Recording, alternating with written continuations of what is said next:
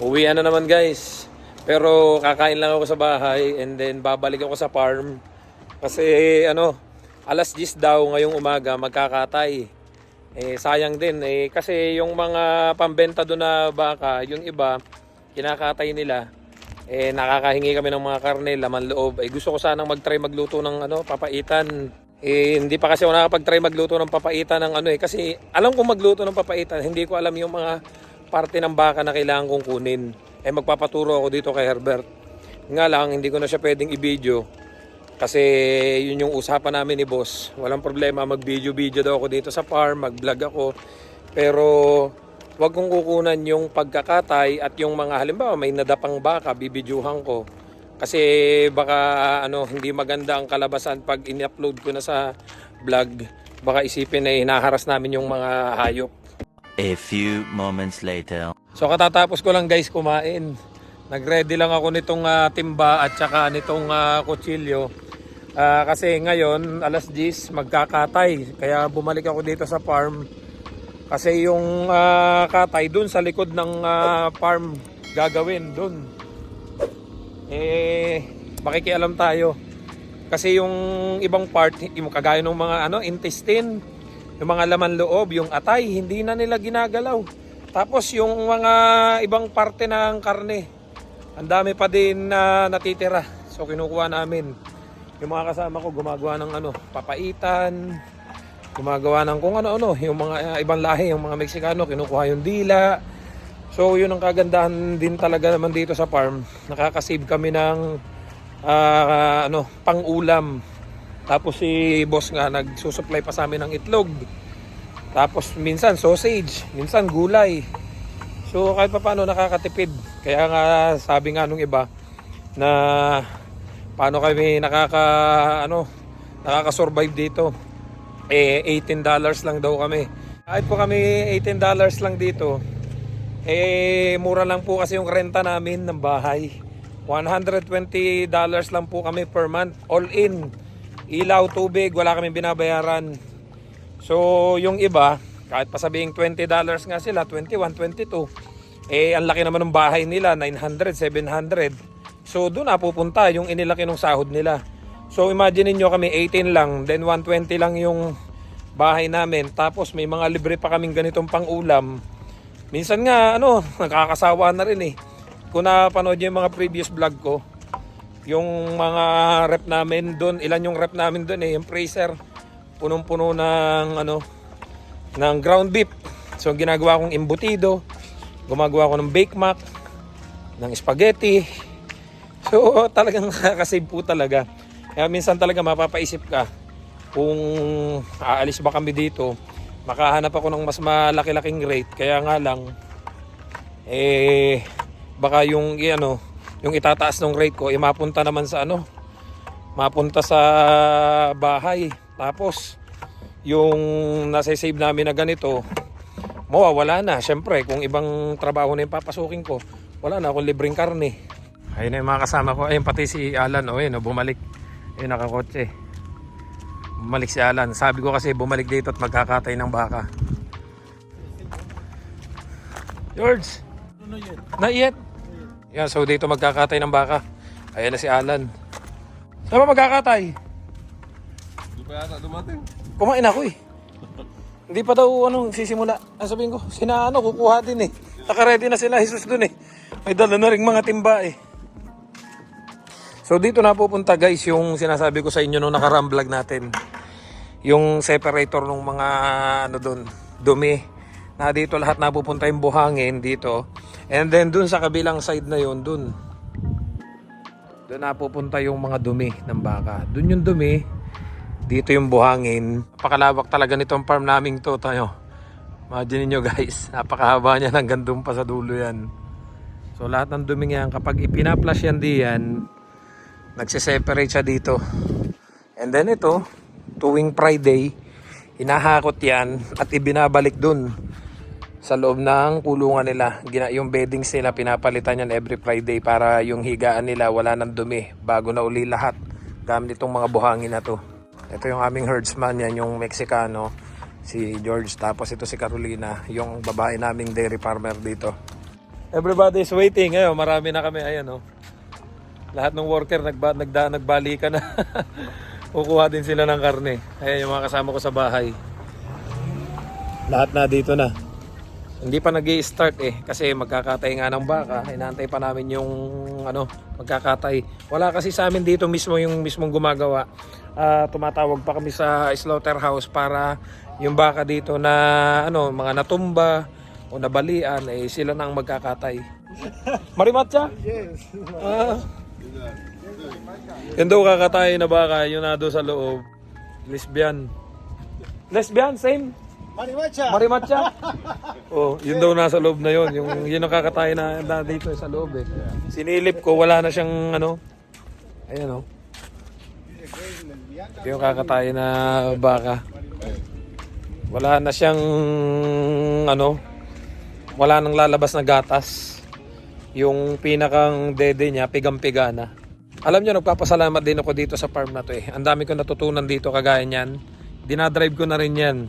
Imagine, sa Pinas hindi ako nakakaranas sa mag-drive ng ganyan dito. Nakaranas ako mag-drive. Pakita ko nga pala sa inyo guys, yung sinasabi ko sa inyo nung isang gabi, yung ginawa nating vlog. Na sabi ko nga sa inyo, sa tuwing pina-flash ko yan, yung mga dumi, kung saan sila pumupunta. Diba pinakita ko nga sa inyo kanina, doon pumupunta yung buhangin.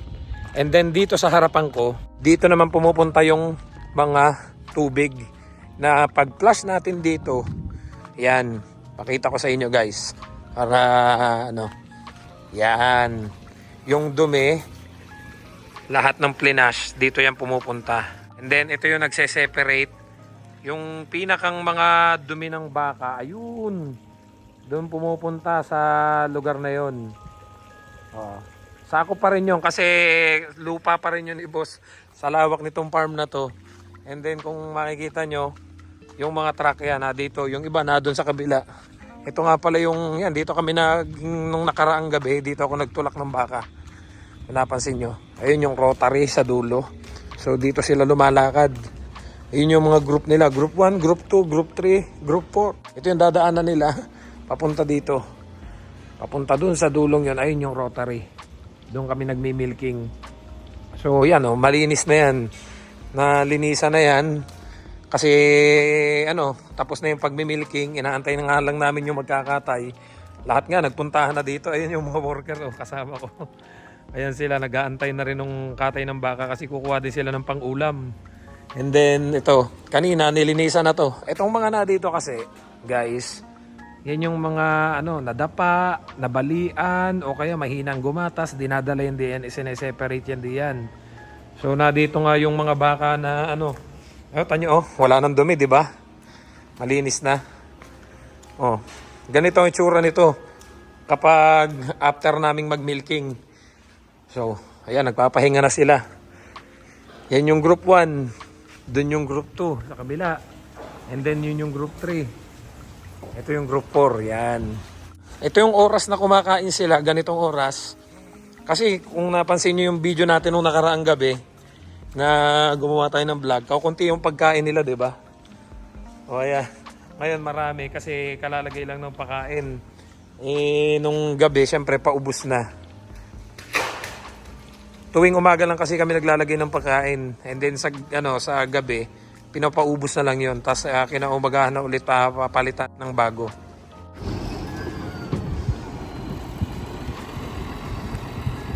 So guys, pakita ko sa inyo. Ayan. Ganito nasasala yung mga dumi nila. Yung tubig dito pupunta. And then yung buhangin, ayan. Naiiwan dito. And then yung buhangin na yon, se-separate doon. Yun yung gagawin uli namin beddings diyan. Yung inihigaan ng mga baka. Kaya kapag dumudumi sila, ang nangyayari, yun na lang yung kakalaykayin mo. And then dito uli pupunta, recycle lang siya ng recycle. Kaya yung mga dumi ng baka, yung pinakita ko nga sa inyo doon, naibebenta yun. May bumibili nun dito, truck. Ginagawang patabado sa mga mga halaman. Yun na yung magkakatay namin. Ready na yung timba ko tsaka yung kutsilyo ko. At dito siya ibibitin. Kasi nakabitin yung baka. habang kinakatay kasi sobrang bigat nung kaya kailangan talagang gamitan ito.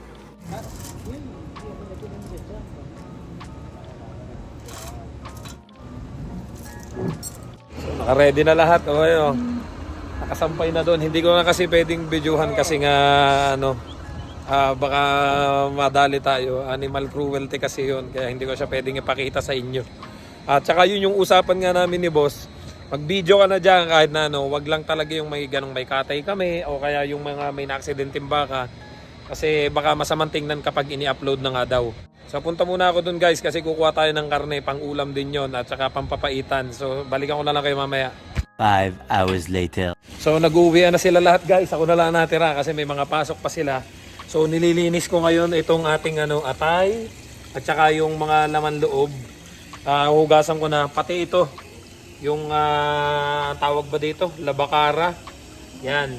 Labakara or tuwalya. Anong tawag dito? So gagawa ako ng papaitan. Kasi pag doon ko palilinisin sa bahay, magkakalat pa dito. Libre yung tubig. Tsaka mas malakas yung pressure. So tapusin ko lang muna to. Then uuwi na rin ako.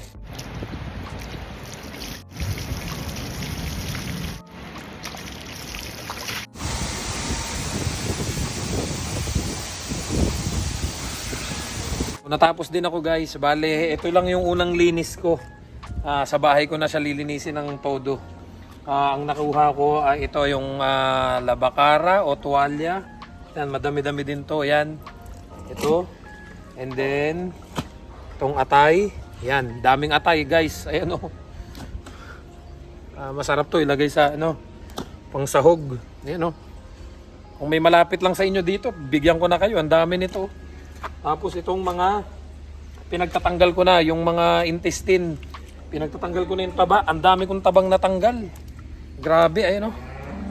Ito yung intestine na gagawa tayo ng papaitan. Yung iba, ilalagay ko muna sa rep. Kasi pang stock ba, pag naisipan ko uling magpapaitan, may maluluto tayo. Kung meron nga lang ditong malapit-lapit na tropa na sila na lang kumuha, ibibigyan ko nito. Sayang, ang dami naman. So uwi na muna ako kasi lilinisin ko pa to sa bahay, pakukuluan ko and then palalambutin ko pa. Layo. Ang bigat din. Madami-dami din ako nakuha guys. Ayan ito ko sa inyo. Ito yung labakara, atay at saka yung intestine niya. So matagal-tagal na lutuan din to. Yun yung madalas na sinasabi ko sa inyo na isang advantage ng nasa farm. Bukod sa nakakakuha na kami ng mga libreng ganito, mura pa po ang bahay. Kaya kadalasan doon sa mga nagtatanong sa akin, ano yung para sa akin po kasi may mga kaibigan ako dito food counter at saka yung mga iba na ang occupation nila is walang pathway to PR. Yun po yung advantage talaga ng nasa farm. Bukod sa may pathway to PR na 1 year lang o almost 10 months lang, pwede ka nang mag-apply ng PR and at the same time, mura yung bahay. Kalimitan po. Halos karamihan sa mga kilala kong nasa farm, hindi lang po dairy farm, ang mura ng bahay. At saka, pasensya na kayo. Hinapo ako. Ang bigat din kasi nito. Isang timba din itong nakuha ko. Punong-puno yan. Hindi na ako kumuha ng baka kasi yung rep namin may mga baka pa. Meron pa ako dong steak at meron din akong ground beef. So ang kinuha ko lang is pampapaitan kasi nga namimiss ko tong pampapaitan. And bibigyan ko din yung kasama natin si Herbert kasi hindi siya nakapunta, nag-lunch na siya yun ang kagandahan po talaga dito.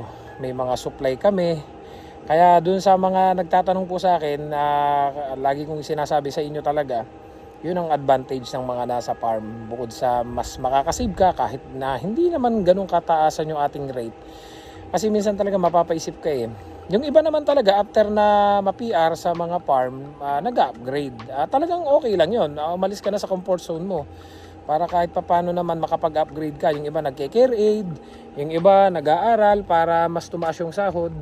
Kaya nga lang, kung sa practicality po talaga, minsan mapapaisip ka din, nag-upgrade ka, tumaas ka ng magkano? $5, $10. And then, nagmahal din yung renta mo sa bahay. And then, nawala yung mga kagaya nito, na mga nakukuha naming libre.